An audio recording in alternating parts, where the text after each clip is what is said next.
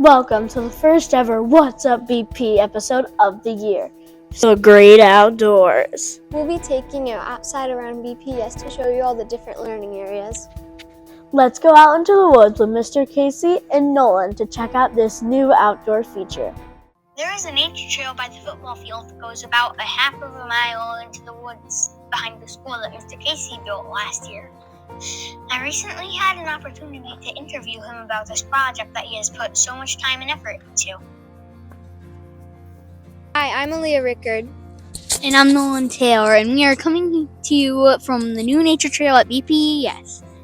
We have Mr. Casey here with us today to talk about the trail and its really cool features. What did you have in mind when you decided to build the nature trail at our school? Why did we make this space?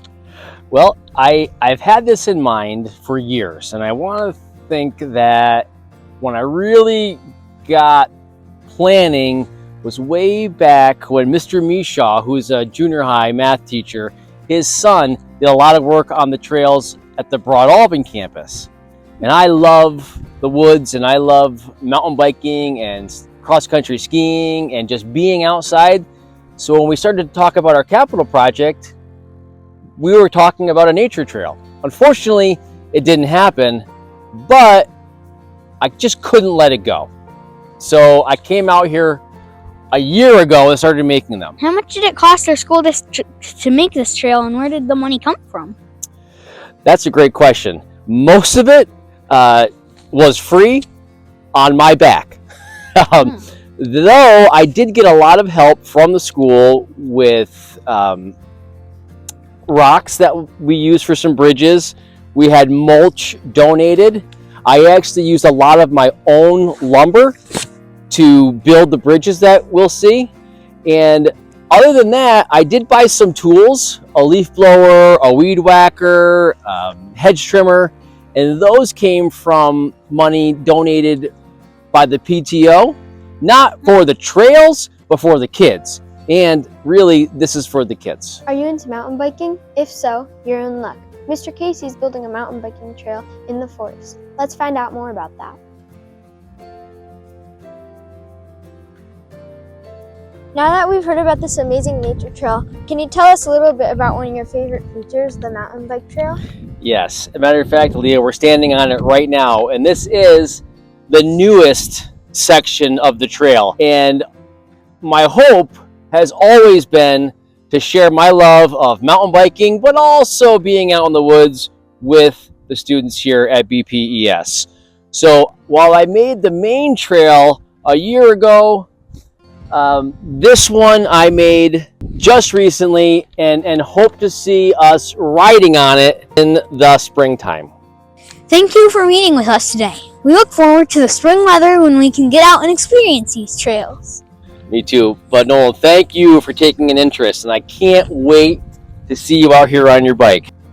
Let's change things up. Instead of learning inside, let's learn outside with Floyd's Forest. Take it away, Mason. My name is Mason. One of the things Mrs. Floyd created before she retired is the Floyd Forest. This is an outdoor learning space that Mrs. Floyd created right here at BPES. And I was in Mrs. Floyd's class as in pre-K. My parents loved her. She was one of the best teachers I ever had. I had the opportunity to see her again and ask her some questions about this special place.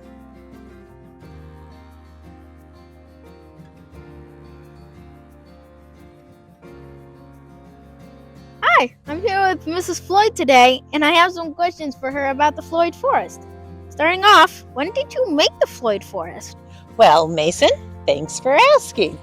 The little forest was first made over at the Broadalbin site because we had the big woods and the little forest. But then when we switched to here, I wanted to make sure that the kids had some place to go that was out in the trees. So Mr. Floyd helped create this space. How long did it take to make the forest? Mr. Floyd and I, we worked at the end of August for about 2 afternoons. It really didn't take too long because he had the right tools. Having the right tools makes all the difference when you're tackling a job. Why did you want to make the forest. It's great to have a place outside for the kids to go. Children enjoy being outside. It's a little bit of an adventure. Some of them don't get a chance to get outside very much. And on a hot day, it was always nice to come out here because you would have the shade. Is there something special about the forest you would like to tell us about? Take a look around, Mason. What do you see that looks special to you? Basically everything. And it's like you can see school, Yeah? but do we feel like we're in school right now? No. Okay, I believe that's all. Okay, well, thank you so much. I enjoyed this opportunity. Brooke, did you know we have a solar panel field right here in our elementary campus? No, I did not. What's a solar panel? Solar panels are panels that are made of metal and take energy from the sun. That's how we generate electricity. Cool. Let's show our viewers what we learned in our interview with Superintendent Mr. Tomlinson. Hello, Quinn. Hello, Hudson. First of all, thank you very much for inviting me out here. It's an awesome day to be out here just before the holidays and to be able to experience our solar panels. So let me tell you a little bit about how solar panels work. The sun comes down, it hits the silicon portion of the solar panel. The silicon then turns that energy into an electron moving in one direction called DC, goes to an inverter creating AC, and then from there it goes to an electrical panel. What are solar panels made of? Most solar panels, I would say almost 90% of all solar panels are actually made of silicon. And silicon is a semiconductor. So that's very important to understand. A semiconductor actually turns from solar panels, turns it into electrons. How many solar panels do we have? So what you're looking at here, there is way more than 2,000 individual panels. How does the energy from the solar panels go to the high school if the panels are at the elementary campus? So that is a really good question, Quinn. So the energy doesn't technically go from our solar farm to the high school, and technically it doesn't go to the elementary school. It goes to that large panel off-site, and then from there it gets distributed to homes and to businesses in our area. Where does the money the solar panels generate Okay, go to? excellent question. So the money that we get from the solar energy that we are creating right here on our school grounds actually goes into our energy bill fund. So essentially what happens is that all of the energy that we're producing is actually given credits to us, and that credit is being used to pay our bills. Since the time that we built this solar farm, we have actually saved in the district almost $1 million in electrical bills. Is paying for solar panels better than paying for your electricity bill? So that's a really good question, Hudson. So alternative energy, there are some people that believe that alternative energy doesn't make any sense. Okay, so, but however, for Broadalbin-Perth, it has paid dividends to our school system. Our tax bill is less because we have basically paid our energy bill using solar energy.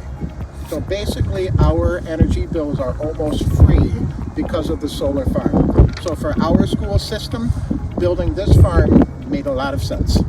Is there a time of year that solar panels work best? Very, very good question, Sam. Most people would think that the time of the year that the solar panels work best would be over the summer, because people think of the summer as having the most sunlight. That's actually not true. The most sunlight is actually in the fall months. Would it be possible for teachers to take their students out to the solar panels for instruction? Absolutely. So what we're going to do is in the springtime, when the ground is harder and it's drier, I will have somebody come out from the solar company and help us get into the area so that you can walk around them, take a look at them, and understand how they work. Thank you for taking the time out of your busy schedule to meet with us and help us learn more about our school's solar energy. I absolutely am so happy that you invited me, and I will come back anytime you want to help you learn even more about our solar farm. We're very proud of it. And now let's check in with Vanessa and Mitchell to hear about the pavilion. Hi, I am Vanessa. And I'm Mitchell. We are here with Mrs. Barker in our new outdoor learning space, the pavilion. Where is it located? Well, it's funny you should ask me. Right this way.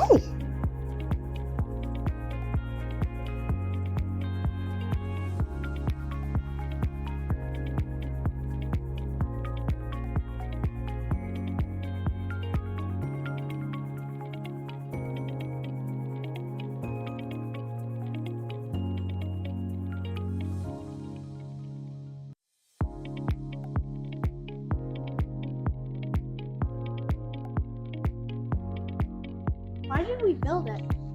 Well, isn't this amazing? We thought we needed a space to learn outside. Do you love learning outside?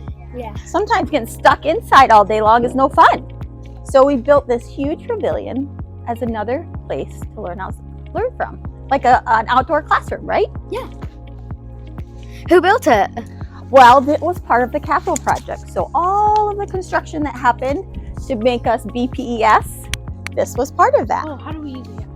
So really, the sky's the limit when it comes to uses. If you can think of it and you can create it and imagine it, this is the space to do it. So it can be something as simple as coming outside to enjoy a good book together as a class, to a hands-on project, to sitting and observing nature and then writing about it.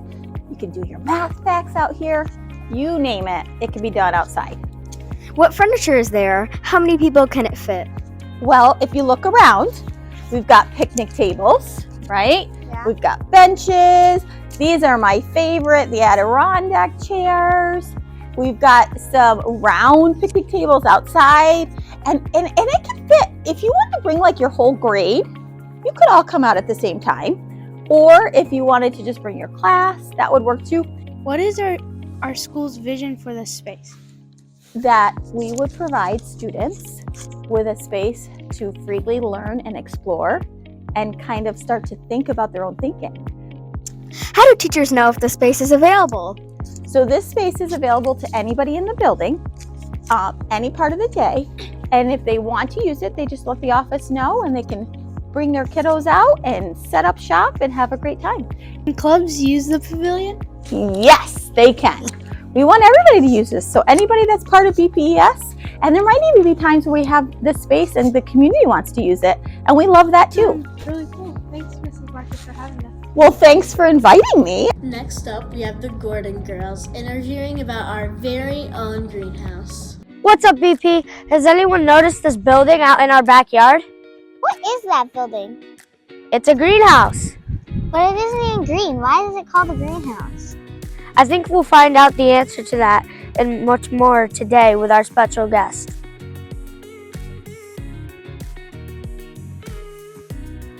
We are here with Ms. LaFountain, who is the Director of Instructional and Grant Program for our school district, and the PLTW teacher, Ms. Tomlinson, as well as Mr. Iso, to talk about the new greenhouse right here in our own backyard. So what is a greenhouse and why isn't it colored green?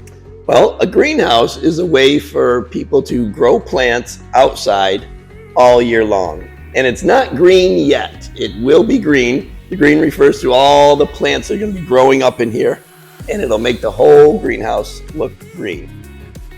What is the purpose of the greenhouse? Well, the purpose of the greenhouse is to allow people that are into gardening to start a little earlier, get the plants growing a little earlier, because they can come into the greenhouse and put them in dirt and get them growing starting usually around February, but really more towards April. And it will keep the plants nice and warm. They'll be able to grow nice and tall. So when it's time to transplant them outside, you'll already have a plant this tall rather than that tall. And you'll get your fruits of your labor much earlier in the year by using a greenhouse.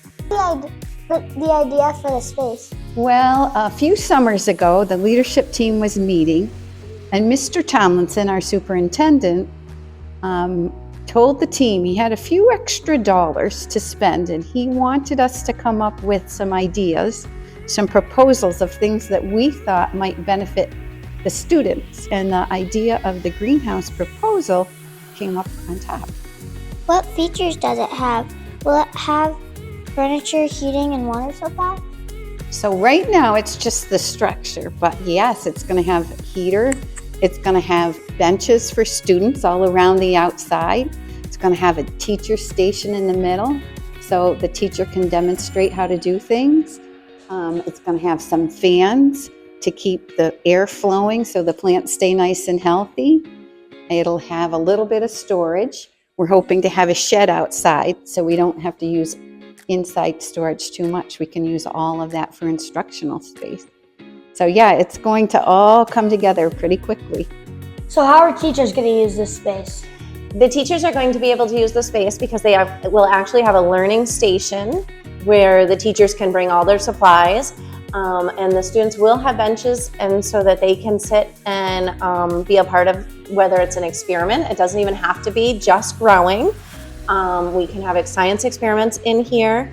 Mrs. Devendorf already has some experiments on the window over there that she has started. So they are able to sign it out and decide on the time that they would like to use it. And we'll have a schedule all set up. Do clubs get to use this space? Yes, anybody that wants to use the space, any staff member or clubs, regular classrooms, special area classrooms, everyone is welcome. If you use the greenhouse to grow food, who will use it and what will it be used for? So we definitely plan on using it to grow some food, different kinds of food, fruits and vegetables. We want to have produce that can be tried in the cafeteria so kids can try things that they may not get to try at home. On that, we're hoping to get enough fruit and vegetables that maybe as a community service, we can share some of that food with our backpack program. And then maybe if there's more, we can put it in a kiosk and either give it away or sell it to some community members that might be interested. Thank you for meeting with us today. Do you have anything you want to say to our staff or students about this space? We are very excited, and we hope every student and staff member ends up in this building and under the pavilion and utilizing the space, because it is not for certain clubs or certain people, it is for everyone. Everyone is welcome.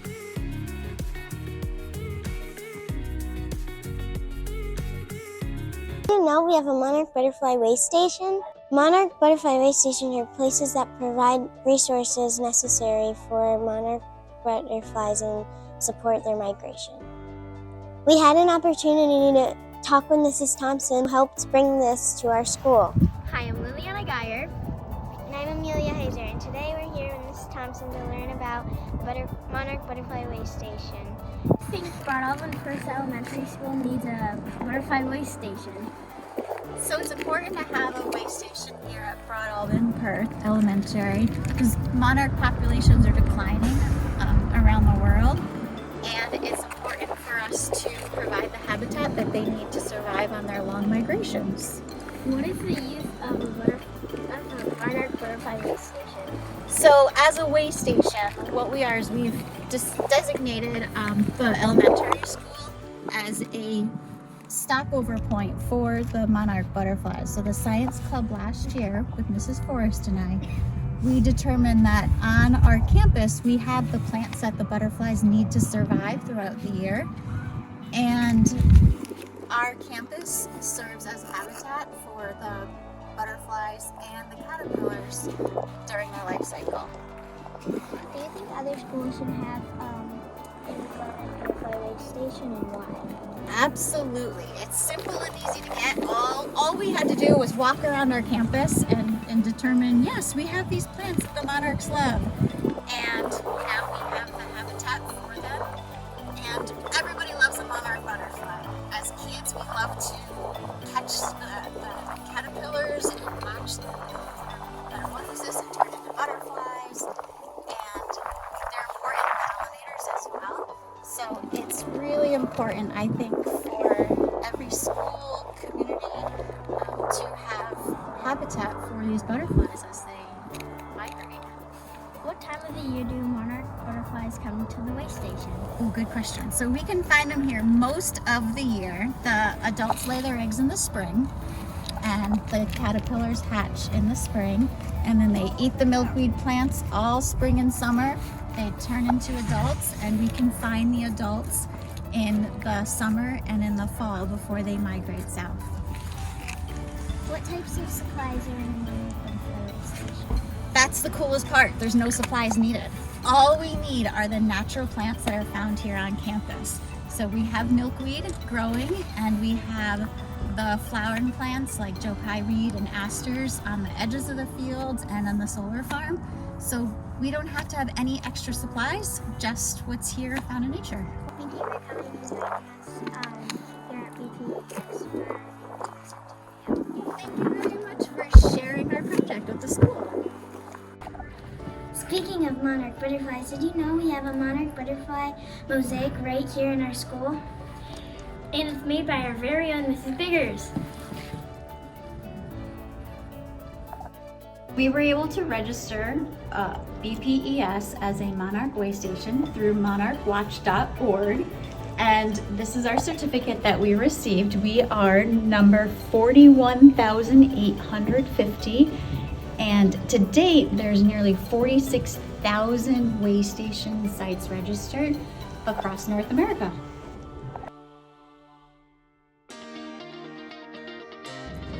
Thanks for watching episode 1 of What's Up BP, The Great Outdoors. See you out there!